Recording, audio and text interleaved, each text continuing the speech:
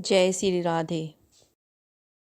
मेरे प्यारे भक्तों, आज हम आपके लिए शनि त्रयोदशी व्रत की कथा लेकर आए हैं।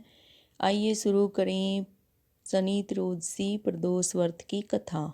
गर्गाचार्य जी ने कहा कि हे महामते, आपने शिव शंकर प्रसन्नता हेतु समस्त प्रदोष व्रतों का वर्णन किया है। अब हम शनि प्रदोष विधि सुनने की इच्छा रखते हैं, सो कृपा करके सुनाइए। तब सूत जी बोले कि हे ऋषियों, निश्चयात्मक रूप से आपका शिव पार्वती के चरणों में अत्यंत प्रेम है। मैं आपको शनि त्रयोदशी के व्रत की विधि बतलाता हूँ, सो ध्यान से सुने।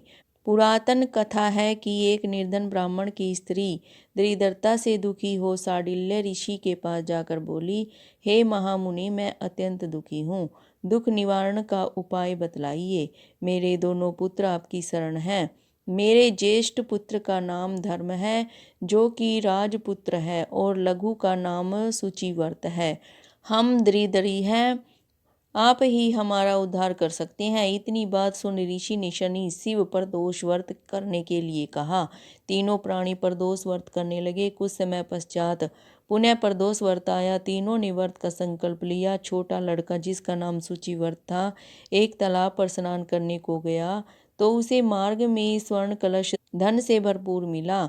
उसको लेकर वह घर आया। प्रसन्न हो माता से कहा कि माँ, यह धन मार्ग में प्राप्त हुआ है। माता ने धन देकर शिव महिमा का वर्णन किया।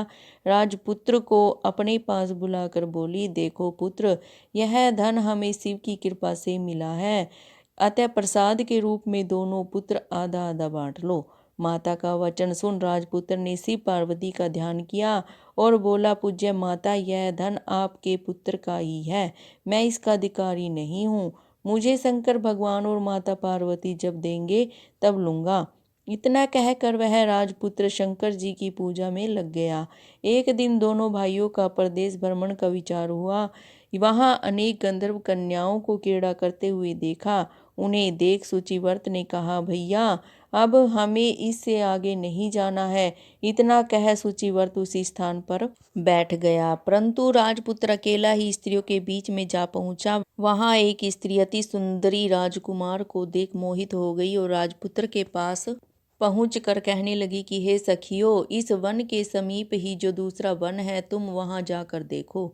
वहाँ भांति भांति के पुष्प खिले हैं, बड़ा सुहावना समय है, उसकी शोभा देख कर आओ। मैं यहाँ बैठी हूँ, मेरे पैर में बहुत पीड़ा है। ये सुन सब सखी दूसरे वन में चली गई। वह सुंदर राजकुमार की ओर देखती रही। इधर राजकुमार भी कामुक दृष्टि से निहारने लगा।